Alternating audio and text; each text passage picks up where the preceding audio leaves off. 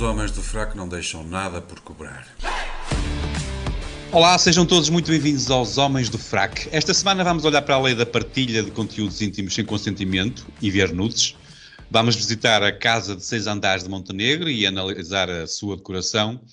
Vamos tentar apalpar a condenação de Trump por difamação e abuso sexual. E vamos à coroação do rei Carlos III para descobrir se a monarquia pode ser um problema. E para tudo isto recebemos uma jurista que foi deputada eleita pelo PAN, mas ficando como deputada não inscrita por ter batido com a porta do partido. Cristina Rodrigues teve o seu trabalho parlamentar a incidir maioritariamente sobre os direitos das mulheres e crianças, a defesa do ambiente e dos animais, a luta pelo reconhecimento e a valorização do setor cultural. É mestre em Ciências Jurídico-Empresariais, tem 2 pós-graduações, uma em Direito Animal e outra em Gestão do Território com especialização em Ambiente e Recursos Naturais. Atualmente é uma doutoranda na Faculdade de Direito de Lisboa. Também foi técnica de apoio à vítima e advogada pro bono numa associação de apoio à vítima, bem como desde muito cedo colabora com associações de proteção animal. Obrigado, Cristina. Muito obrigado por teres esta coragem de aparecer aqui com os Homens do Fraco. É um gosto enorme receber-te. Seja muito bem-vinda. Muito obrigada, eu que agradeço. Muito bem.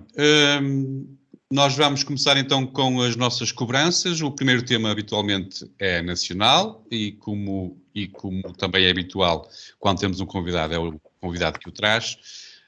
Não podíamos começar melhor porque a Cristina Rodrigues quer falar de nudes. O Parlamento aprovou no final do mês de abril uma proposta conjunta do PSD e PSD, do PS e do PSD, assim é que é, para reforçar a proteção das vítimas eu até nem consigo dizer a palavra, disseminação não consensual de conteúdos íntimos. O projeto dos socialistas e dos sociais-democratas atualiza as penas previstas para o crime de devassa privada, criando diferentes molduras penais em função da gravidade dos atos, incluindo uma pena de prisão até 5 anos para a partilha não consensual das imagens íntimas online. Todos sabemos que já estiveste envolvida no passado na criação de projetos de lei, exatamente nesta matéria, e a minha pergunta, eu começava por aqui, esta proposta, entretanto aprovada, ficou mais rica ou mais pobre do que as que foram apresentadas pelo PAN, pelo Bloco de Esquerda e pelo Chega? Bom, olha, olá, eu quero agradecer o convite, eu espero não vos dar uma seca e pronto, vou dar uma melhor. O que é que eu vos queria dizer relativamente a estas iniciativas? Basicamente, eu acho que podíamos ter ido mais longe. Acho que o passo foi muito importante e acho que foi bastante positivo ter havido pelo menos o reconhecimento de que isto é um problema, porque acho que era um assunto que era muito deixado para segundo plano, não era prioritário minimamente. E só agora, mais recentemente, é que as pessoas estão a perceber que efetivamente tem impacto na vida das outras pessoas e até tem impactos muito graves. Já houve situações de pessoas que mudaram de país, houve pessoas que se suicidaram e, portanto, tem mesmo impactos gravosos para as vítimas. Tirando esse ponto dos impactos, que eu acho que qualquer pessoa que tenha o mínimo de empatia consegue perceber qual é que é a problemática, houve aqui coisas que eu acho que podiam ter sido mais ambiciosas. Uma das coisas é, desde logo, e acho que isso é um problema grave, não sei se vocês, as pessoas normalmente não sabem muito bem o que é um crime de natureza pública ou não ter natureza pública. Basicamente, um crime de natureza pública qualquer pessoa pode denunciar na vida. E isto não foi aprovado. E, portanto, significa o quê? Que só a vítima é que pode denunciar. Ora, vamos ser realistas. Quando é colocado um conteúdo deste tipo online, seja num site, seja no Telegram, seja no WhatsApp, etc., até chegar à vítima, a maioria das vezes aquilo já deu quase a volta ao mundo.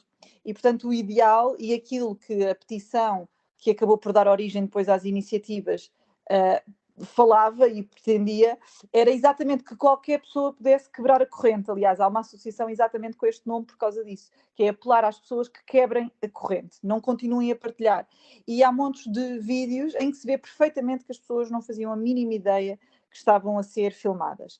E isso, este ponto, acho que é mesmo fundamental. Eu vi imensa gente, tanto na altura que eu lancei a iniciativa, como mais recentemente, a dizer, não querem ser vítimas, não mandem nudes. Não é tão simples assim. E já nem vou entrar na discussão de ser um direito das pessoas, de ter a ver com a sua liberdade sexual, mas mesmo com o facto de que a maioria das vítimas nem sequer sabe que foi fotografada, que foi filmada, e portanto a prevenção não passa claramente pelo comportamento das vítimas. E pronto, e já para também não dizer que isso é machismo, mas a maioria das vítimas são mulheres, mas pronto, vamos deixar isso se calhar por um bocadinho mais à frente. Mas funciona para os dois lados? Os homens também podem ser vítimas? Os homens também podem ser vítimas, obviamente. Eu sou, obviamente, uma vítima. E queria só... porque eu estou a perguntar em causa própria, porque eu sinto-me muitas vezes uma vítima. Mas adiante, desculpa interromper. O meu silêncio não foi propositado, mas vamos ver agora os dados. Mais a sério, sim. 90% das vítimas são mulheres. Agora sim, é evidente que há homens que são vítimas. Agora eu não sei se vocês se lembram de um caso que, olha, foi na CP, que uma rapariga e 2 rapazes acharam que era ali o local ideal para fazerem sexo. E alguém filmou. Aquilo, exato.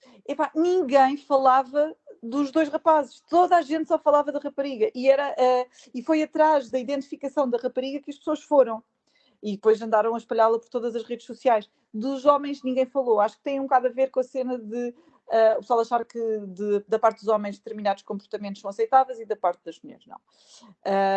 E portanto isso faz com que também as vítimas sejam mais vulneráveis, sejam as mulheres e não tanto os homens. Mas deixa-me perguntar-te uma coisa.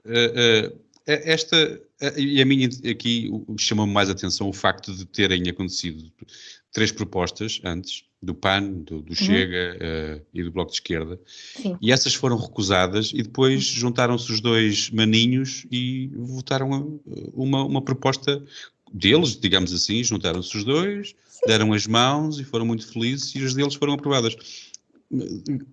Nada de novo. Eu presumo que, como tu já tiveste a experiência de ter pensado numa proposta de lei antes, que tenhas lido minimamente as propostas todas, há sim grandes diferenças entre as propostas? Há sim alguma justificação para o chumbo das outras 3? Não só não há grandes propostas, como posso dizer que, por exemplo, a proposta do PS, que dá entrada muito depois da do Chega, claramente inspirou-se na do Chega. Mas a do Chega não pode ser aprovada, não é? Exatamente. Isto acontece recorrentemente. E aquilo que acontece muitas vezes também é quando há outros partidos a apresentar boas propostas, aquilo que o Partido Socialista faz vai lá, apresenta a sua própria proposta, porque assim aprova a sua própria proposta. E aqui foi mais ou menos isso. E depois também, as outras propostas eram um bocadinho mais ambiciosas, lá está, agora já não me lembro qual é que era, até acho que era a do PAN, que fazia, como eu fiz na outra legislatura, que era deixar de enquadrar este tipo de crime na parte da violação da privacidade e passar a enquadrar na parte da liberdade e autodeterminação sexual. Que a meu ver faz mais sentido. Não se trata de uma questão de mera privacidade, e isso aí, por exemplo, não foi aceito. E depois, de resto, é normal, as pessoas às vezes que acham que não, mas é muito normal o PS e o PSD chegarem os 2 a consensos e a um entendimento sobre as iniciativas, excluindo completamente os outros. Colocam os outros de parte e eles é que são os bonitos. Muito bem, deixa-me perguntar ao Gonçalo. Quer dizer, esta pergunta, ao mesmo tempo, é quase uma daquelas perguntas que já tem resposta feita, mas havia mesmo necessidade desta lei? Ou achas que vamos fazer, que vamos... Ou melhor, a ti até me lembrei, porque aí na Alemanha, deve haver aí coleções de imagens fantásticas, imagino eu. Pelo menos da Alemanha tem essa reputação. Eu não sei o que é que me queres perguntar, mas força. Não, eu queria saber o que é que vamos fazer às imagens que fomos acumulando para partilhar com os amigos, principalmente das profissionais dos Pornhub. Eu não sei se está incluído aqui nesta lei, mas... Acho que não faz parte, porque essas não são propriamente aqui vítimas na transação. Não, mas o que é que tens a dizer em relação? Bem, eu começo por vos saudar e um cumprimento especial à Cristina, a minha ex-camarada do partido. É bom ver-te novamente. É um enorme gosto e privilégio ter-te connosco, ainda para mais sabendo que a agenda tem estado ocupada e mesmo assim reservaste tempo para nós. Obrigado. Claro. Bem, se havia necessidade de criminalizar o envio não autorizado, não só havia necessidade, como peca por tardio. Eu lembro-me quando a Cristina propôs a lei, e nós há bocado estávamos a falar de copiar, os partidos copiarem uns aos outros, houve uma proposta que apareceu primeiro e foi a da Cristina há 2 ou 3 anos, corrijo-me se estiver enganado. É isso. E eu fiquei na altura surpreendido porque pensei que já havia uma moldura penal significativa, pensei que já fazia parte do Código Penal e afinal não havia. Nós aqui falamos muitas vezes da hipersensibilidade das pessoas, da geração das microaggressions, que as palavras são violência e essas coisas. Isto não tem nada a ver, porque estamos a falar de um problema que é contemporâneo, no sentido em que a tecnologia não existia anteriormente, mas estamos a falar de vidas destruídas, de uma exposição que causa um dano enorme e permanente, porque estas coisas não desaparecem, ficam na internet e ficam para sempre, e ainda para mais, este crime tem um problema particularmente grave, que é, nós tendemos a tratar as vítimas como culpadas, não é? Diz-se, se ela não quisesse, aquilo que a Cristina estava a dizer, se ela não quisesse, não tinha tirado, não é? Se ela não quisesse que as fotos andassem na internet, não as tinha tirado, como se a partilha íntima entre duas pessoas desse permissão para o povo todo andar a ver, não é? Portanto, uma mulher violada também só foi violada porque foi de minissaia, não tinha nada a ver de minissaia. Sim, pois é isso. Eu vou chegar a uma parte um bocado desse tipo aqui mais para a frente. Portanto, não há só o dano reputacional, mas há essa responsabilização social da vítima que ainda agrava a situação. E eu antes de gravarmos, fiz uma pequena pesquisa com algumas palavras-chave e apareceram centenas de notícias, não em Portugal, mas centenas de notícias de jovens que se suicidaram por todo o mundo. E isso é uma coisa que vai da Ásia aos Estados Unidos, jovens que se suicidaram por situações desta natureza. E é muito triste, não é? É muito triste. Portanto, ainda bem que a lei foi aprovada. Agora, dito isto, e é aqui a parte que eu tenho que falar nas minissaias, não é? Agora, dito isto, também não é mau, para além de legislar, recomendar alguma prudência nestas coisas. Obviamente que existem situações como essas que a Cristina mencionou, em que a pessoa não sabe estar a ser filmada, e isso ainda é um grau acima, porque isso não é partilhar com outra pessoa, isso não é partilhar com ninguém, não é? E eu lembro-me de um caso, é um caso que não tem nada a ver, mas tem porque tem a ver com alguma negligência. E há uns anos bons, eu adormeci no comboio com o telemóvel na mão, e quando acordei, o telemóvel tinha desaparecido, portanto nunca mais apareceu, e o último registro da localização que o meu pobre telemóvel teve foi na Moldávia. Foi legítimo roubarem o telemóvel? Obviamente não foi. Não é? Era meu, fui eu que o paguei, e ainda para mais ficar sem telemóvel é uma dor de cabeça que um gajo tem lá a vida toda. Agora digo, pois exato, o Zé Carlos teve a felicidade de ficar sem telemóvel esta semana. Agora, dito isto, o facto de eu ter adormecido no comboio, bêbado, com o telefone na mão e no comboio às 4 da manhã, ajudou um bocado, não é? E esta história triste, não é? Este capítulo negro da minha vida, para ilustrar que a prudência é importante, não está em causa quem tem culpa ou não tem, isso é óbvio que as pessoas não têm culpa, mas depois do mal estar feito já não há como desfazer, e a legislação é importante, mas também chega, mas não chega, não é? Porque os moldavos que me roubaram o telemóvel também estavam a infringir a lei e foram todos contentes da vida. Portanto, é preciso também educar as pessoas, e é bom que não nos fiquemos pela parte da legislação. Uma última frase só para dizer que, deixem-se lá dos nudes, e é bom estar ao vivo, mostrem-se nus uns aos outros. Agora,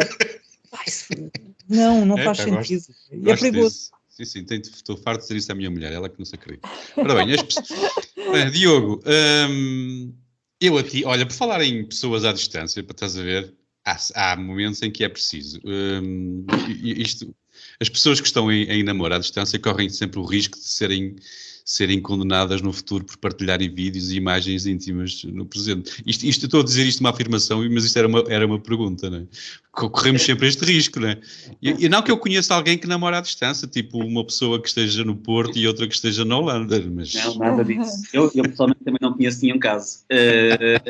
Antes de fazer a minha intervenção, quero cumprimentar toda a gente, os ouvintes, e fazer meus os agradecimentos que o Gonçalo já fez à Cristina. É um prazer enorme ter conhecido e estar contigo aqui e teres tirado este tempo para nos dar o prazer da tua companhia.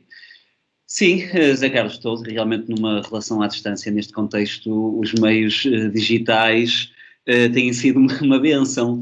Agora, hoje em dia, a comunicação que temos com outras pessoas, o companheiro ou potencial companheiro, ou o que é que seja, é feita em grande medida pelos dispositivos, pela internet, e portanto é natural que muito da parte da vertente da sedução, do erotismo, etc., seja por meios digitais também, não é? Com este perigo de que a internet nunca esquece. Aliás, foi neste contexto que surgiram coisas como, por exemplo, o Snapchat, não é? Cuja ideia era precisamente que a mensagem fosse tipo Inspector Gadget, se autodestruísse em 5 segundos. Eu via muito Inspector Gadget em criança e nenhuma daquelas mensagens era uma nude. Foi mal pensado, porque se era para se desfazer, mais valia ir. Enquanto o inspetor pensava, o que é isto? Aquilo destruía-se e não havia provas de nada, era uma boa forma de...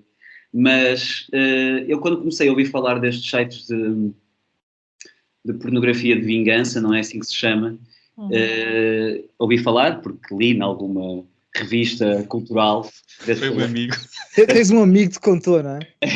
Sim, ou um amigo, já não me lembro se li numa revista de cultura ou se foi um amigo da cultura que me contou. Foi o Jornal de Letras, não é? Fiquei preocupado mas espera aí, mas se isto se espalha, as mulheres vão deixar de mandar nudes. Ora, nós não podemos, enquanto sociedade, deixar que isto aconteça. E, nessa medida, sou completamente a favor de qualquer lei que desiniba o envio de nudes da parte das mulheres. E eu estou a dizê-lo a gozar, ainda que eu acho que isto é uma coisa...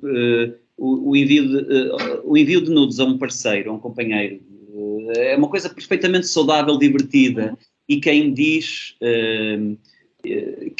quem alega, os homens que alegam que as mulheres que não querem ver as suas fotos reveladas na internet nuas, que não as enviem ao parceiro, são homens que ou são virgens, nunca tiveram o prazer de ter uma mulher a enviar uma foto destas, sobretudo as inesperadas, que são as melhores, a meio de um dia de trabalho e que deixam um homem animado para o resto da semana. Num contexto de relação, algo perfeitamente saudável, divertido e de soltar. E como tal, agora, claro, qualquer relação pode acabar mal, uma pessoa quando casa também acha que é para a vida e muitas vezes, e sobretudo os homens têm uma reação mais intempestiva e violenta, muitas vezes, e pode passar por uma vingança desta natureza, completamente. Agora, eu tenho uma dúvida, por acaso fiquei com uma dúvida e posso colocá-la à Cristina, em relação à natureza pública do crime, porque, sobretudo hoje em dia, em que o que mais há são sites como OnlyFans e coisas do género, mas não só, como deixa eu ver se eu consigo colocar isto de uma forma agradável, a própria disponibilidade ou disposição das mulheres para um certo tipo de foto está mais generalizada. Uma mulher comum tira já fotos que antes só os modelos é que faziam, por exemplo. E levou uma exposição do corpo maior da parte de todas as mulheres, em geral. Ou essa abertura, pelo menos. Como é que, em todo este contexto, como é que era possível? Uma coisa é pedir a tal, não quer quebrar a corrente, denunciar. Como é que alguém ia apresentar queixa na polícia por ver as fotos de alguém online? Como é que ia saber que não são consentidas? Quer dizer, algumas, como tu disseste, sabe-se que não está a ser filmado, mas tirando isso. É assim, no fundo, há duas realidades distintas, não é? Uma é essa do OnlyFans ou de outras plataformas em que são as próprias pessoas, que elas próprias inserem os conteúdos e, portanto, aí claramente não estamos numa situação de partilha não consentida. Ou, aliás, pode não ser consentida, mas é um problema de direitos de autor, não é um problema de direitos sexuais ou pessoais das pessoas. Depois, relativamente à denúncia, qualquer pessoa pode denunciar, depois tem a ver com as circunstâncias envolventes, digamos assim. Olha, posso-te dizer que, e isso é visto caso a caso, como qualquer processo, como qualquer queixa que é feita, porque há sempre queixas que podem ser falsas, há sempre queixas que podem ser infundadas, e, portanto, depois tem que haver aí uma investigação. Eu, quando dei a entrada da iniciativa, vocês não imaginam a quantidade de vídeos que eu recebi de pessoal a perguntar-me: Cristina, isto é crime? Quer dizer, e mandavam-me coisas que eu não queria ver. Isto é crime, é muito bom. Exato. Achas que estas pessoas sabiam ou não sabiam? Quer dizer, é assim, é um bocado... É óbvio que podemos estar sempre... Podemos não apreciar ou não analisar bem as coisas. Mas é um bocado o contexto, não é? Quando nós temos uma situação em que as pessoas estão a agir de forma absolutamente natural, que nunca olham para a câmara, em que se vê que é uma câmara que está ali escondida, ali se calhar entre duas almofadas, uma coisa assim do género, leva-nos a acreditar que pode ser uma pessoa que não fazia a mínima ideia que estava a ser filmada, e portanto vai um bocadinho aí realmente pela questão do contexto. Uhum. Eu gostava de partilhar convosco eu andei à procura, quando andava a estudar isto, andei à procura de sentenças e de acórdãos que... Eu até me assustei, pensei que ias partilhar nudes. Não. Já chega. Mas encontrei uma sentença, pá, que eu acho que é tão ridículo e que vou partilhar com vocês, pronto. E então o que é que aconteceu? Houve realmente uma pessoa que foi aliciada por outra para terem relações sexuais, eles já tinham tido relações sexuais antes, mas pronto, foi contactada mesmo para esse efeito, tipo, olha, bora lá à casa, vamos nos divertir um bocado. A pessoa foi, havia uma câmara escondida, foi gravada a relação sexual toda e depois, tipo uns dias depois, a pessoa foi contactada a dizer que ou ela pagava X ou então aquilo ia parar todas as redes sociais. Eu gostava só de vos perguntar se vocês conseguem imaginar qual é que era o valor que esta pessoa exigiu para não revelar os vídeos. Não sei, eu não sei 5 quanto é que... mil? Não sei, 10 mil? 5 mil? Não. 50 euros. 40 paus. 40, pá. Mas espera, Isso é ridículo. Uma cena. E não, mas o pior foi que a pessoa não deu os 40 euros. não deu por uma questão Não de... deu.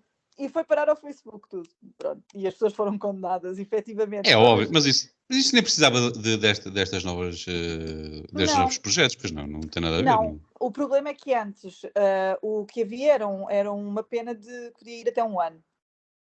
E portanto era agora manifestamente insuficiente. Agora pode ir até aos 5. E especialmente se for, depois há, por exemplo, se tratar de menores, tem um agravamento, se a pessoa se suicidar tem outro agravamento, portanto há ali um conjunto de coisas que, a chantagem também é um agravamento, há ali um conjunto de coisas que efetivamente foi alterada. Mas, por exemplo, ainda continua no mesmo artigo que mostrar a fatura detalhada do telefone de alguém. Ou seja, para o legislador, e eu acho que isto é importante mesmo a nível da educação, que era aquilo que o Gonçalo falava, para o legislador estamos a dizer que mostrar a fatura detalhada de uma pessoa é a mesma coisa que mostrar um vídeo dela a fazer sexo durante 1 hora. Uma fatura detalhada, eu agora, entretanto, perdi-me. Uma fatura detalhada é o quê? Sim. Imagina que tu mostras a fatura detalhada do Gonçalo, pegas nela, encontraste-e por alguma razão, e mostras ao Diogo. Isto é crime de devassa da vida privada. E está exatamente no mesmo artigo que menciona a partilha de conteúdos íntimos e sexuais. Muito bem. Vamos avançar. Avança. Vamos avançar. Vamos para o segundo tema internacional. E quem o traz é o Diogo. Não é internacional nada, é nacional, ainda estamos nos nacionais. Portanto, o segundo tema nacional, e quem o traz é o Diogo, e traz uma casa de 800 metros quadrados, com 6 andares, um elevador, 6 casas de banho, 8 casas de banho, aliás. Portanto, há ali 2 andares que estão beneficiados, têm mais uma casa de banho do que os outros. Imagino eu que seja uma casa de banho por andar, se calhar não é. E fica a 100 metros do mar. como pagou, como aconteceu, se declarou ou não declarou, se existem ou não troca de favores com quem podia autorizar, tendo em conta que a moradia foi construída em Espinho, aliás, terra onde 2 autarcas de quem tanto se falou ainda há pouco tempo. Achas que pode ser um problema do ar que faz perder a memória a quem tem de declarar propriedades? Ou serão já aqui um jogo de queixinhas, PS, mais uma vez, PS, PSD, e vamos fazer queixinhas porque eles entretanto também nos estão aqui a tramar? Achas normal? Aliás, eu queria-te fazer outra pergunta, que era, já agora juntava, achas normal a reação do Montenegro? Ficou assim meio muito ofendido porque acharam que estavam-lhe a mostrar a casa a mais? É uma situação bizarra. Curiosamente, este caso surgiu, ironia das ironias, poucos dias depois de termos tido aqui o nosso amigo Carlos Reis Do PSD. a garantir que a diferença de Montenegro em relação aos restantes políticos, nomeadamente do PSD, era a seriedade, que era um político sério, ético, consciente e que, como tal, não ia chafurdar nessa pocilga como os outros fazem, não é? Que são estas práticas indecorosas desta classe política que não se sabe levar a sério. E, portanto... Ainda não está decidido, quer dizer, ainda não se chegou a nenhuma conclusão a respeito de ele ser obrigado ou não a declarar aquilo. Sim, mais ou menos, acho que sim, porque repara, não há dúvida. a imagem... porque aqui a questão é... para começar, estamos a falar falamos em casa de luxo, mas casa é um eufemismo, porque seis andares é um hotel. Mas vamos aos factos. Portanto, Montenegro começou a construir este palácio em Espinho, que é aqui a ver, eu estou em Gaia, portanto estou perto do palácio. Gaia, aliás, que soubemos hoje também tem os seus problemas de autarquias. O meu vice-presidente da Câmara foi preso, não vamos falar disso hoje, mas...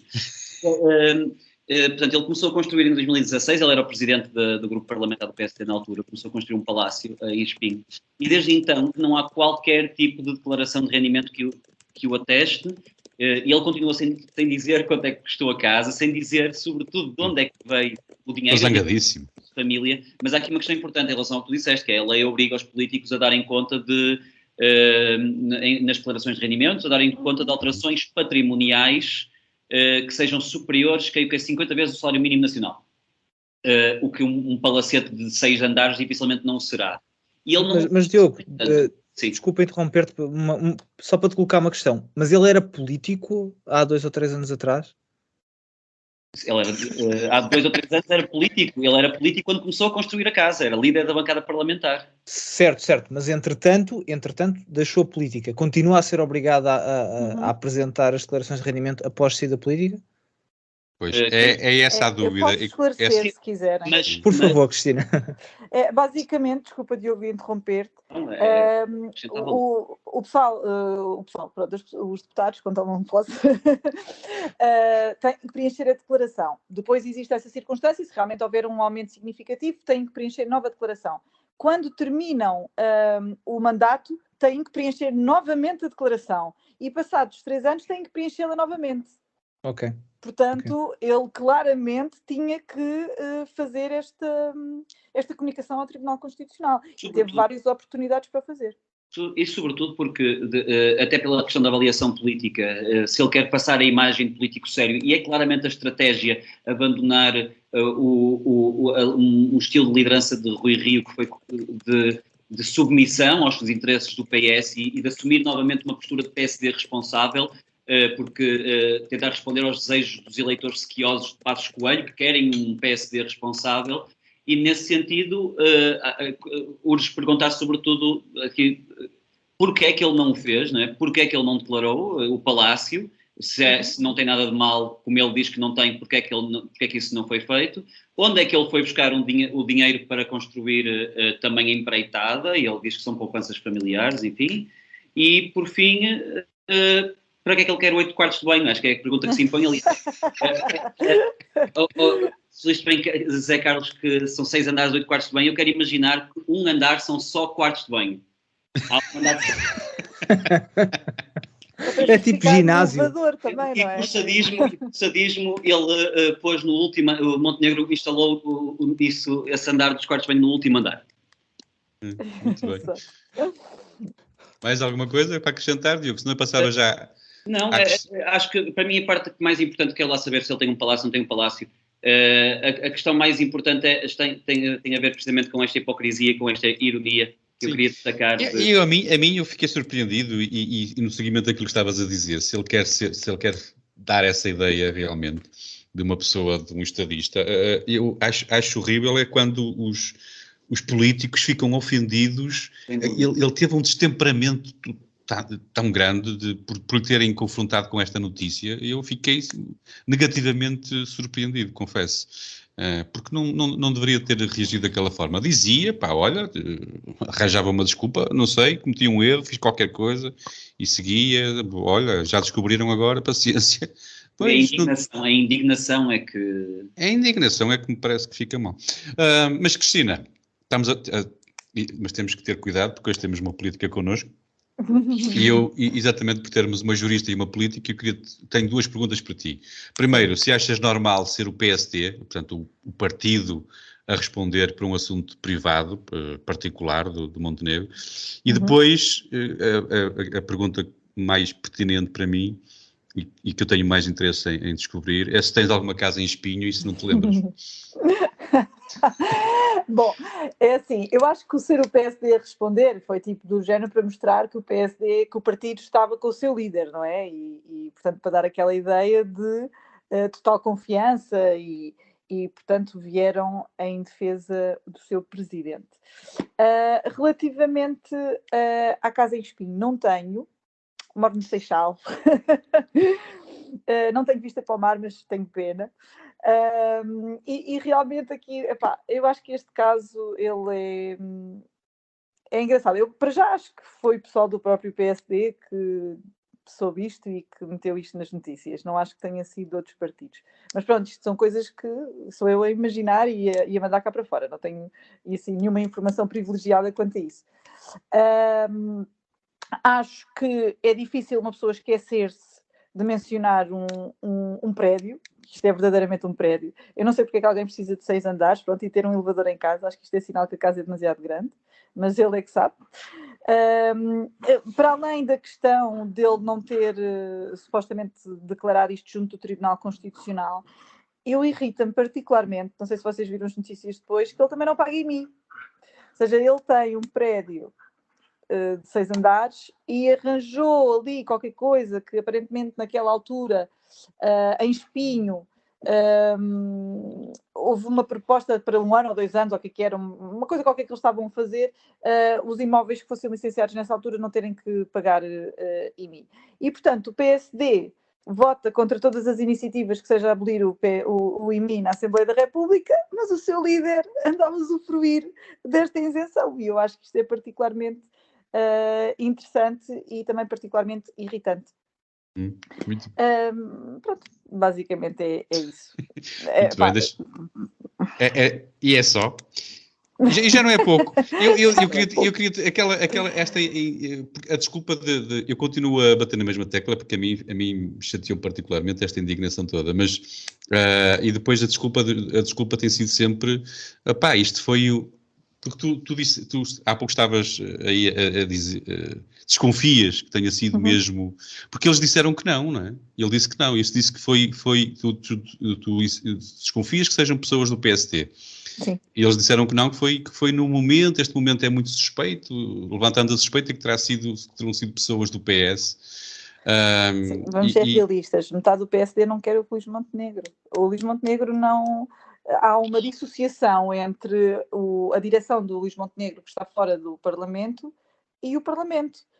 Vocês, se calhar, pronto, não passa tanto cá para fora, mas há pessoas, metade da bancada parlamentar só bate palmas a alguns dos deputados que falam, conforme se associem mais, portanto, à direção de Luís Montenegro, ou no caso, alguns que apoiavam Rui Rio. Isto é absolutamente... Então, mas se achas que esta informação tem origem nesta luta de fações, digamos assim, do PSD, porque é que ela não saiu também antes, nomeadamente na altura da nomeação de Luís Montenegro enquanto líder. Podiam não ter conhecimento ainda, não é? Isso aí as pessoas vão tendo conhecimento à medida que se torna mais interessante descobrir coisas sobre as pessoas, porque assim também a informação tanto poderia estar disponível para pessoas do PS como para pessoas do PSD, e o próprio PS também podia ter interesse em colocar em causa o líder do maior partido da oposição. Muito bem. Gonçalo, parece que isto foi lá está, um caso aqui de chibice, de esquecimento, ou será mesmo publicidade grátis para vender o imóvel? Eu confesso, quanto mais ouço falar sobre o tópico, menos percebo, até porque agora descobri por vocês que ter muitas retretes passou a ser crime. Quer dizer, o homem tem uma casa grande. Ele pode escolher.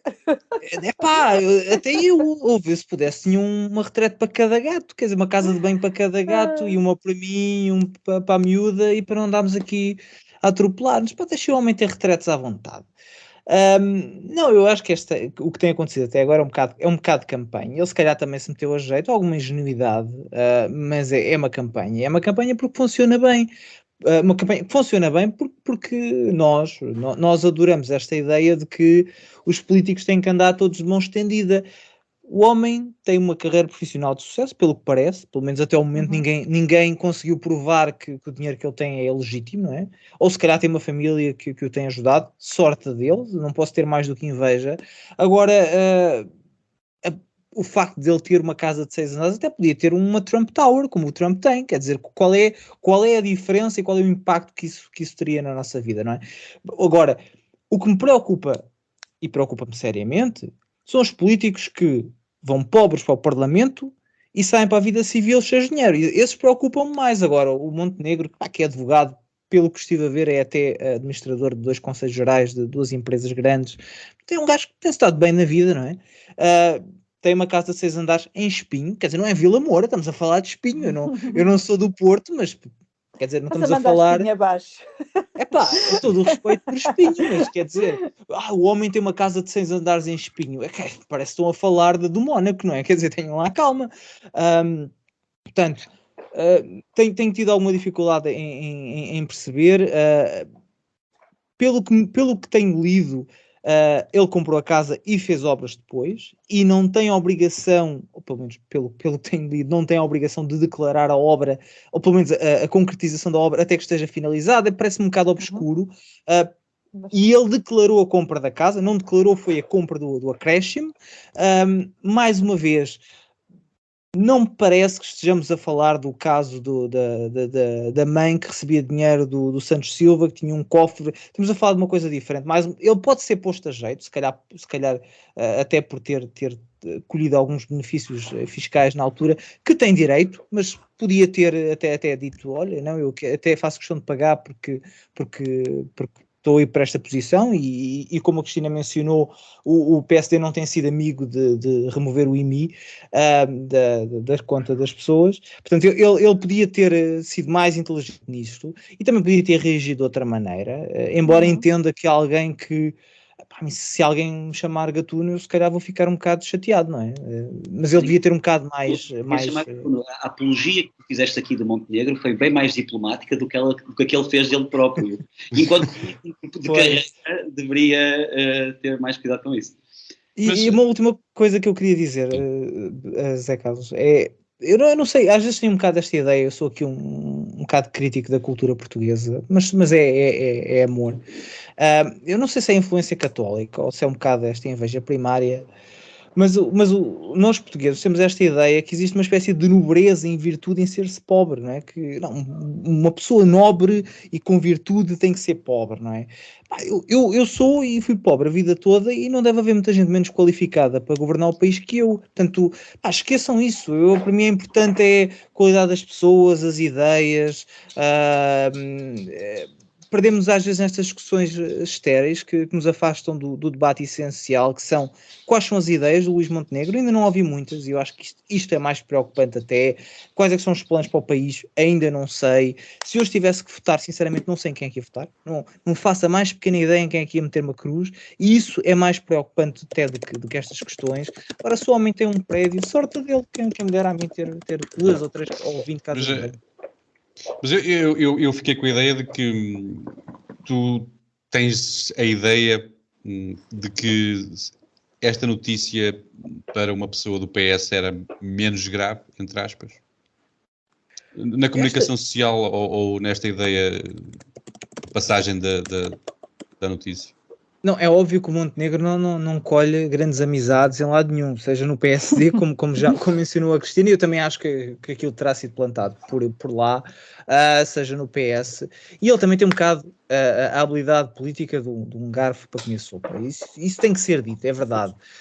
Agora, mais uma vez, enquanto não for provado um crime, enquanto não se provar que aquele dinheiro veio de algum lado que não devia ter vindo, ou que ele pagou a alguém para receber licenças, ou enquanto isso não for provado, o facto de o homem ter 6 casas ou ter uma Trump Tower ou o que quer que seja, a mim não faz diferença. Isso é irrelevante.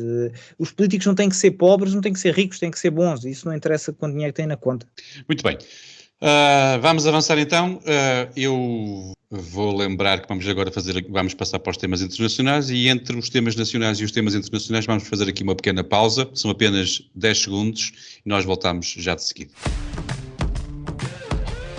E agora uma breve pausa para agradecer ao nosso patrocinador deste episódio, o NordVPN.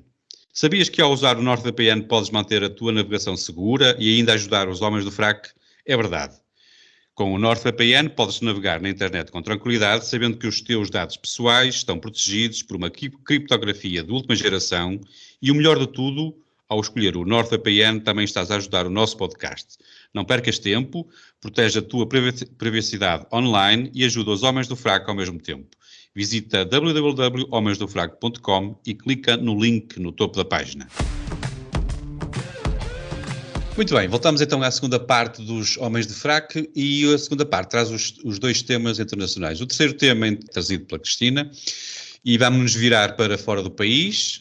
A Cristina quer ir até Nova Iorque, onde um júri ilibou o Trump de violação, mas condenou o ex-presidente norte-americano Donald Trump como culpado de difamação e abuso sexual sobre a antiga jornalista E. Jean Carroll.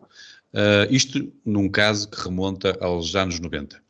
Ora, o que é que achas que levou esta mulher a esperar mais de 25 anos para ganhar coragem, e muita, porque o homem foi presidente dos Estados Unidos, e acusar este homem de cabelo cor de laranja de violação? Bom, eu acho que o que a pode ter levado a demorar tanto tempo foi exatamente depois aquilo que aconteceu, que foi os advogados dele foram extremamente agressivos, tentaram descredibilizá-la a todos os níveis. Obviamente que houve aquele clássico que ela é maluca e que é histérica e que estava a inventar a história para ter proveitos pessoais. E portanto acho que isto é um caso clássico de vitimação secundária, e eles usaram isso durante todo este... quer dizer, eu não vou dizer que foi só para este caso, porque já houve mais denúncias do Trump, e acho que a conduta é sempre a mesma, é sempre assim, hostilizar, não é? E descredibilizar as pessoas, e acho que isso pode levar a que demore mais tempo. E que se note que eu não faço a mínima ideia se isto foi real ou não foi real, eu não acompanhei o julgamento e não sei no que é que o júri se baseou para considerar que efetivamente houve abuso sexual. E depois também tem esta cena estranha, que isto não era um processo de tipo penal, era civil, e portanto adorava saber, por acaso até gostava de ver o julgamento para ver como é que eles ficaram convencidos que houve efetivamente abuso sexual naquela data. Agora, acho que a maioria das mulheres das vítimas, não denunciam precisamente porque têm medo de ser descredibilizadas e de, em praça pública, tentarem atirá-las completamente para a lama e não terem possibilidade de... Mas a pergunta aqui, e tu como jurista e como mulher, o que é que lhe deu na cabeça para ela ganhar coragem agora? É assim, o que eu li foi que teve a ver com o movimento Me Too, e que para além disso houve aqui também uma lei que foi aprovada em Nova Iorque, que tem agora um prazo de 12 meses para que denúncias antigas pudessem ser agora apresentadas. Chama-se a Lei de Sobreviventes Adultos de Nova Iorque, e portanto ela aproveitou essa lei e esse prazo que foi agora dado para denunciar. E depois é assim, pronto, isto aqui relativamente ao timing, acho que potencialmente será isso. Acho que não podemos aqui excluir a possibilidade, e lá está, porque é o que eu digo, não sei se realmente aconteceu ou não aconteceu, e não estou aqui logo diretamente do lado dela só porque ela é mulher. Acho que há a possibilidade de também haver aqui um interesse político por trás, por causa das eleições e do candidato, eventualmente, do Trump voltar a ser candidato, e portanto não podemos excluir essa possibilidade. Mas tirando isso e falando como se fosse um caso genérico, acho que pode ser efetivamente com medo da vitimação secundária. Por outro lado, e voltando agora ao caso concreto, o Trump também não é propriamente assim uma pessoa que tenha um historial incrível, não é? Aliás, até vi também que uma das coisas que mais convenceu o público foi aquela questão do próprio Trump a dizer aquela frase bonita que era grab them by the pussy ou qualquer coisa assim do género, que não é propriamente muito abonatória para quem a diz. E, portanto, vê-se que a forma como ele olha para as mulheres ou encara o sexo feminino não é propriamente muito positivo. Portanto, a violação não foi provada, mas é plausível que ele tenha feito algum abuso sexual, quanto mais não seja, por palavras. Sim. É isso?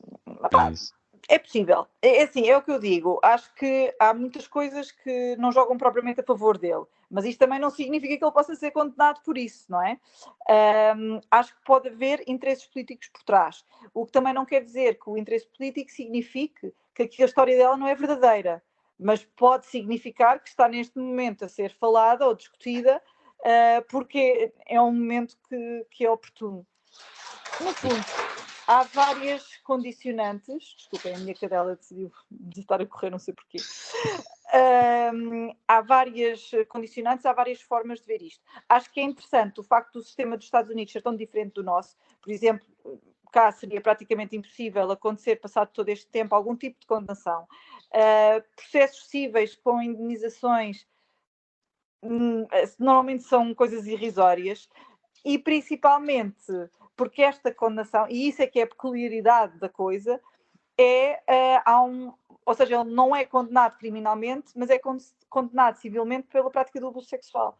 Ou seja, cá seria difícil termos aqui esta prova ou esta consequência, sim, a maneira como ela aconteceu. Mas os Estados Unidos funcionam muito diferentes, mesmo a nível judicial, sim. Não é? Sim, sem dúvida. Muito bem. Eu vou passar vou envolver aqui o Diogo na conversa. Esta Carol é uma das mais de uma dúzia de mulheres que acusam o Trump de agressão ou assédio sexual. Veio a público já em 2019, alegando que o magnata republicano a violou em 1996, num vestiário de uma loja em Manhattan. O ex-presidente norte-americano acusou-a ainda de ser uma maluca, que inventou uma história fraudulenta e falsa para vender um livro de memórias. É difícil acreditar porque podemos pensar ou melhor, achas difícil acreditar porque, sei lá, podemos pensar em algum aproveitamento para extorquir dinheiro ou mais de 10 mulheres a dizerem quase todas a mesma coisa faz lembrar aqui um padrão de sociopata por parte do Trump? Claro que não surpreende. Para começar, deve ser muito desagradável estar a ser processado por uma mulher de 80 anos por assédio sexual. Ele deve fazer questão de dizer, não, se aconteceu foi há muito, muito tempo. Eu já não se lembra. Não, em relação ao caso, quer dizer, há considerações legais, políticas e humorísticas, digamos, sobre este caso. As legais, eu não sei se o Trump é culpado. Já terá feito muita coisa a muita mulher, de certeza. Aliás, dentro do círculo da elite americana, que era amiga do Epstein e que ia para a ilha do Epstein, sempre que acusam um deles de comportamento sexualmente inapropriado, eu pergunto sempre, mas qual é que é a idade da vítima? É adulta? Então que se lixe, não quero saber, siga para a próxima. Porque realmente, primeiro porque por causa deste aproveitamento político já histórico deste tipo de questões nos Estados Unidos, em segundo lugar porque tivemos o mesmo, ou melhor, temos atualmente inclusivamente um presidente, o que não falta um histórico com acusações bem mais preocupantes do que esta. Enfim, não surpreende ninguém da mesma forma, portanto, nem tenho forma de saber o que é que aconteceu exatamente nos anos 90 entre esta senhora e Donald Trump. No entanto, segundo eu percebi, esta acusação é feita no contexto de um livro. Ela escreveu um livro na qual acusa e o processo seguiu-se posterior, e portanto isso também levanta algumas suspeitas quando a acusação é feita para um livro que ela sabia que ia vender, se referisse sequer o nome. Portanto, mas isto de facto pode não ser encarado da forma mais limpa esta acusação. A consideração política que nós já fizemos é que, de facto, esta candidatura de Trump, esta recandidatura de Trump, porventura pode pecar por excessivo, ou porque pode vir a revelar-se um erro, esperaremos para ver. Mas há que reconhecer que ele sozinho mudou por completo o jogo político mundial, e é discutivelmente, e provavelmente a história reconhecerá o mais importante político dos últimos muitos anos, independentemente do que faça daqui para a frente. E depois a parte humorística que é a reação também e ele joga muito bem com a reação das pessoas. É por isso que eu já estive convencido que DeSantis iria, ou poderia ter hipóteses contra Trump, mas é muito difícil. Se vocês virem a entrevista que ele dá à CNN, depois de sair o verdito, a entrevista é absolutamente deliciosa, porque é Trump a ser Trump. Uma pessoa até já sentia saudades, porque assistir a Trump é um fenómeno, gostando ou não, é algo que nos temos que usar como privilegiados e aproveitar sempre que pudermos para o fazer, porque realmente aquilo é arte. Desde logo por duas questões, cingindo-me apenas a este caso, ele é confrontado em primeiro lugar com a senhora que o acusa, e a resposta dele é deliciosa, que a conheceu há muito tempo, e há duas coisas que ele registou. A primeira é de que tem um marido, John Johnson, que é consultável, tem página na Wikipedia e tudo, que ele alega que ela lhe chamava de macaco, como nome carinhoso. E não percebo porque é que ele havia de dizer uma coisa destas sequer. Ele diz mesmo em resposta: aquela senhora que o acusou, essa senhora é maluca, ela tinha um marido preto, chamava-lhe macaco. E acusou também, e conta também que eles juntos, o casal, tinham um cão chamado Vagina, ou como diz o Trump, vagina. E portanto, aqui já dá para perceber melhor que se calhar é um bocadinho para imputar um bocadinho de loucura, não é? Todos estão a levar aquela mulher a sério, ela tinha um cão chamado Vagina, quer dizer. E assistir, e é óbvio que uma pessoa vê aquilo e pensa, e só um último ponto também, porque e a Cristina também o referiu, também foi confrontado com a questão, sim, mas e quando há uns anos disse aquilo do Grab them by the pussy, e ele voltou a fazer a apologia que já tinha feito e que era óbvia, em que ele diz: eu não disse que o fazia, eu disse que elas deixavam. E é verdade. E a verdade é que ele disse que elas deixavam, no sentido de, se fores uma celebridade, as mulheres até te deixam agarrá-las por certas partes. Ele não disse que o fazia.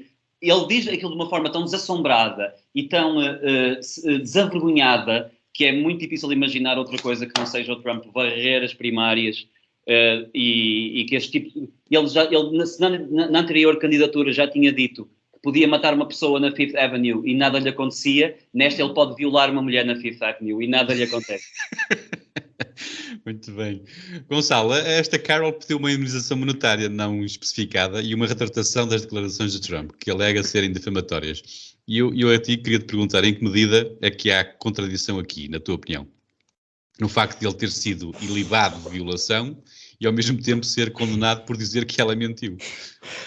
Toda a história de Trump é uma contradição. Tudo o que envolve, do início ao fim, há sempre umas contradições deliciosas, algumas das quais o Diogo já mencionou. Só que à parte, muita gente indigna-se com o Grab them by the pussy. Eu conheço muita gente, vocês também. Amigas, mulheres e homens dizem coisas bem piores do que... Se calhar sou eu que me dou com pessoas estranhas, mas eu já ouvi coisas bem piores do que essas. E atenção, ele disse isso não quando era presidente ou candidato, ele disse isso quando estava numa conversa informal, gravada, sem o consentimento dele, já que estamos aqui a falar há bocado presidente do concurso Miss Mundo, quer dizer, o que é que estavam a esperar que dissesse sobre mulheres? É que as pessoas falam daquilo como se fosse... Todos nós já dissemos coisas muito parvas, portanto, essa é só a primeira parte que eu queria fazer. Eu obviamente acredito que este tipo de acusações têm que ser levadas muito a sério. A violação e o abuso sexual são os atos mais lamentáveis, até nas prisões, não é? As piores pessoas da sociedade consideram a violação um crime pior do que os outros, não é? E e também por isso dá-me uma certa repulsa adicional que se instrumentalize este tipo de coisas para aproveitamento político. E aqui corro o risco, mas assumo, de ser injusto. Mas já não acredito nas coincidências à volta de Donald Trump, não é? Porque a partir do momento em que Donald Trump se torna presidente, torna-se uma espécie de Hitler moderno, quando até aí aparecia em filmes, era falado nas canções de hip-hop dos rappers americanos, e a partir do momento em que se candidata para ser presidente americano, passa a ser racista, passa a ser homofóbico, quando foi, por acaso, até o único presidente da história americana, o único candidato a presidente da história americana que era a favor do casamento entre pessoas do mesmo sexo, mas passou a ser homofóbico, passou a ser xenófobo, passou a ser sexista, portanto, e não é que algumas dessas coisas provavelmente até não tenham fundo de verdade, mas só se terem começado a revelar após se tornar presidente, parece no mínimo estranho, não é? E nem é por acreditar na seriedade do indivíduo, eu não meto as mãos no fogo por ninguém, menos ainda por Donald Trump. Mas este mundo podre da política norte-americana não me inspira confiança e sinceramente não acredito em coincidências. E até vou dizer uma coisa que não é politicamente correta. Eu não sei se alguém devia ser condenado por abuso sexual de um adulto depois de 26 anos do crime acontecer. Uma coisa é um crime perpetuado contra crianças, portanto, que não têm mecanismos de defesa e, obviamente, é preciso alargar a prescrição. Agora, uma pessoa, eu entendo que existem condicionantes, eu entendo que às vezes são fases da nossa vida em que nós não conseguimos chegar-nos à frente, não sentimos o apoio, não sentimos a força, eu entendo isso tudo, mas estamos a falar de 26 anos, e num universo de 26 anos foi preciso Trump tornar-se presidente para, de repente, a acusação aparecer. Portanto, sendo ou não verdade, eu até vou dar de barato que possa ser verdade, não consigo levar a sério. Se calhar se fosse violação, se ele tivesse sido acusado, culpado, provado a violação, se calhar pensava de outra maneira, mas o abuso sexual passado 26 anos não consigo levar a sério, e até acho que é desprestigiante para as verdadeiras vítimas de abusos sexuais e de crimes sexuais. Mas isto cumpre, e nós já falámos nisso algumas vezes, isto cumpre o propósito do Partido Democrata, que é dar força à candidatura de Trump nas eleições primárias republicanas, porque as pessoas sentem que isto é uma jogada política, os republicanos que vão votar nas primárias sentem que ele está a ser metido numa espécie de um complô, e os democratas querem ter Trump como nomeado republicano, porque acreditam, e bem, na minha opinião, também como já disse várias vezes, que é mais fácil vencer Trump numa eleição geral contra Biden do que seria, por exemplo, Ron DeSantis, não é? Por princípio, eu não é o believe all victims, mas eu acho que tem que se olhar com muita seriedade para estes casos, mas estou a ficar farto das coincidências à volta de Trump e nesse sentido já me passa um bocado ao lado, infelizmente. Então, e só para, neste ponto que estavas a referir, aqui a culpa então será mesmo dos republicanos, neste caso, da coincidência destas também foi coisas. plantado internamente como no PSD, como a Casa do Mundo. É isso. Não, eu não acho que tenha sido. Parece-me que é uma campanha em curso que já começou atrás para que Trump seja o nomeado, porque a realidade é esta. Se a eleição geral americana for Trump contra Biden, Biden tem muitas hipóteses de vencer. Porque as mesmas pessoas que não votaram em Trump nas eleições passadas não vão votar nesta eleição. Mas há aqui uma questão também.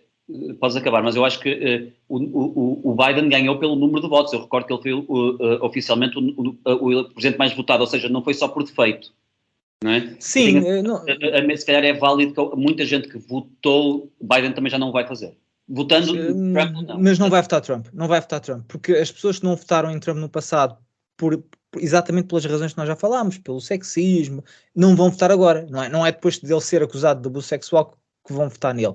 Agora, se a eleição for Joe Biden contra qualquer coisa, uma árvore, Ron DeSantis, uma pedra, aí Biden vai ver-se à rasca para ganhar, e nesse sentido acho que é uma campanha concertada do Partido Democrata.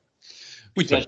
Desculpa, Zé Carlos, porque o próprio FBI, ainda já há algum tempo atrás, revistou a casa do Trump, e há quem tenha essa teoria de que foi para o Trump dizer, opá, eu vou foder estes gajos, pá, eu vou-me candidatar outra vez.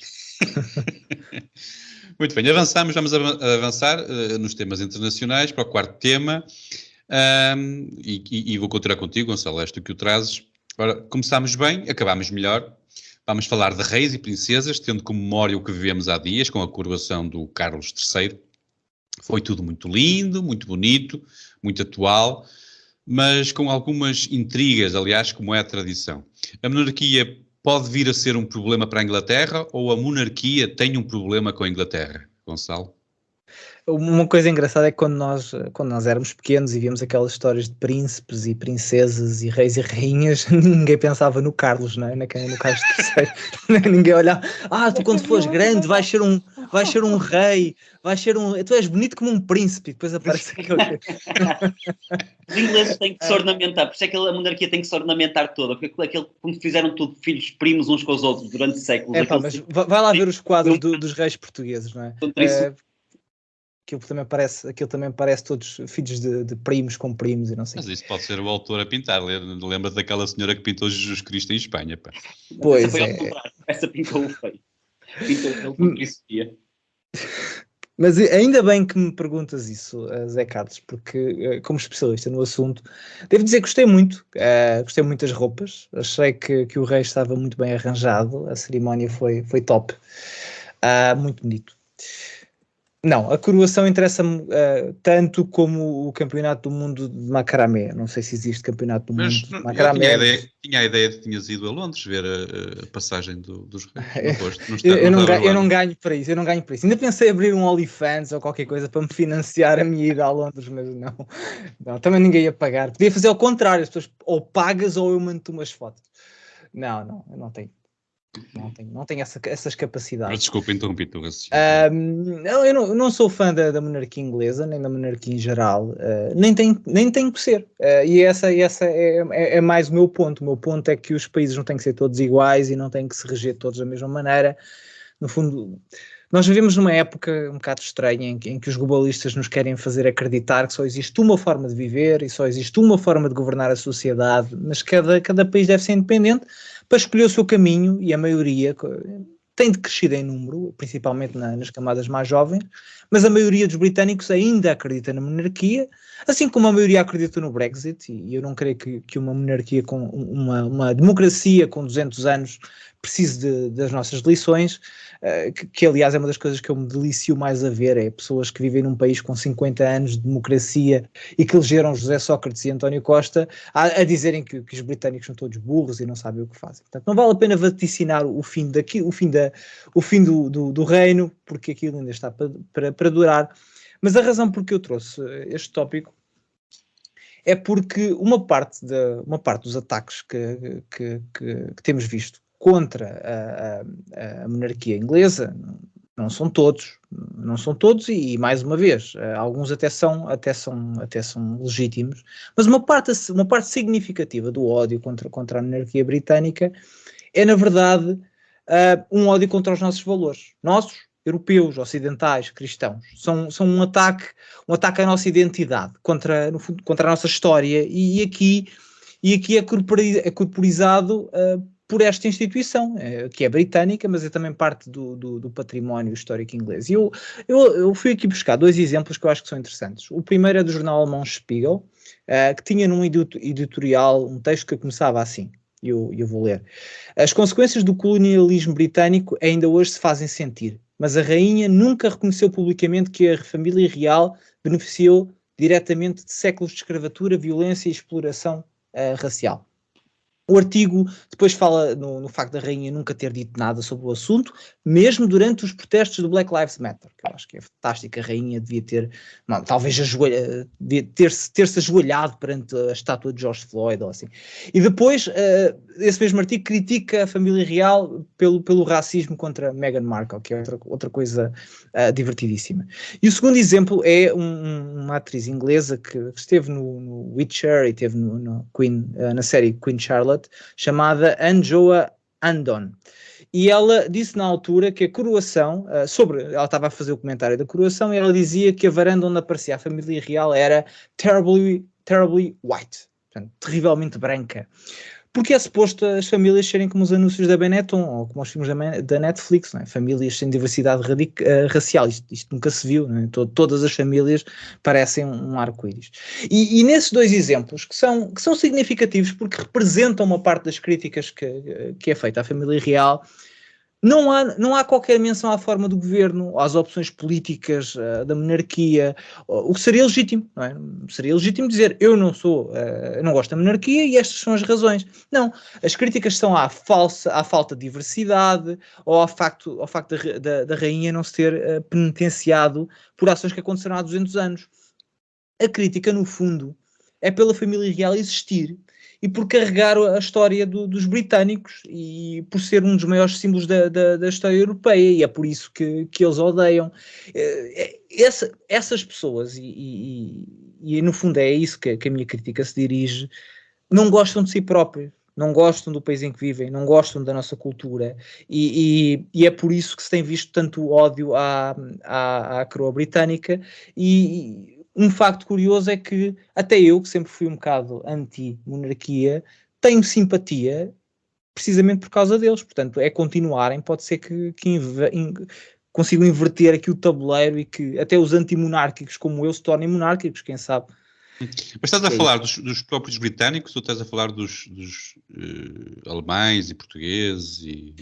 Há tudo um pouco, inclusive dentro do próprio Reino Unido há um bocado isto, mas isto é sempre, isto vem sempre das mesmas pessoas, do colonialismo, da política identitária. Portanto, há um grupo de pessoas nas nossas sociedades que nos odeia, não é? E neste caso atacam particularmente a coroa britânica, porque a coroa britânica é a representação da nossa cultura, do que nós somos, não é? Da cultura europeia. Mas sentes que a monarquia está em perigo na Grã-Bretanha pelos próprios ingleses, pelos próprios britânicos?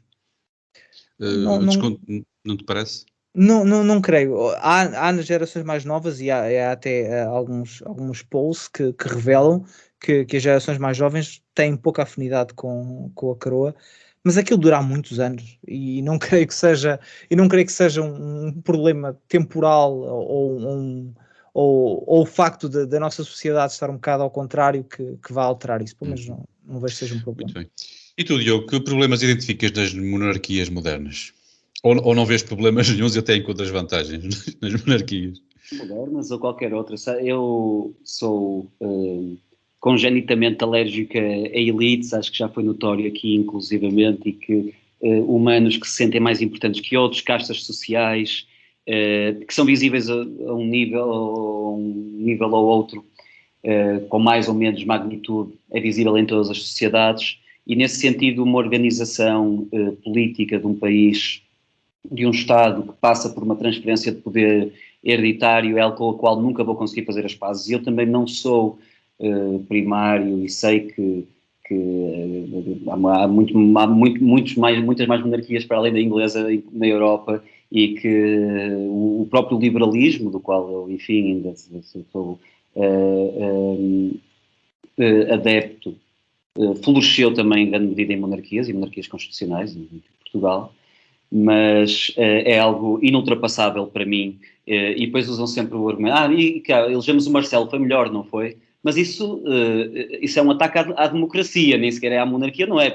A ideia de que se elegermos mal não vale a pena eleger, não me parece um argumento sensato e é perigoso até. E depois também há um argumento, mas isso são só figuras, como é que se diz... figuras decorativas, quase, não é? E eu aí digo, pronto, mais uma razão para não haver razão nenhuma para existirem.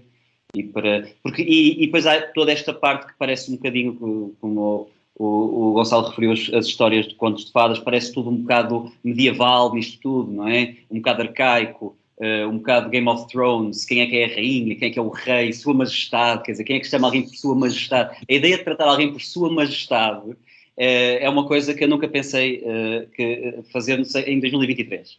E, portanto, tenho essa alergia e portanto, não sendo uma alergia primária, básica, quero considerar, é uma alergia inultrapassável. E vou terminar a minha intervenção citando os Sex Pistols, que tem uma música chamada God Save the Queen, ainda não era The King. É a mesma Queen, apesar da música ser dos anos 70. que infelizmente morreu agora. E vou terminar então com esta, referindo a letra enigmática de God Save the Queen. God save the Queen, the fascist regime. They made you a moron, a potential H-bomb. God save the Queen, because tourists are money, and our figurehead is not what she seems. God save the Queen, she's not a human being. Muito bem.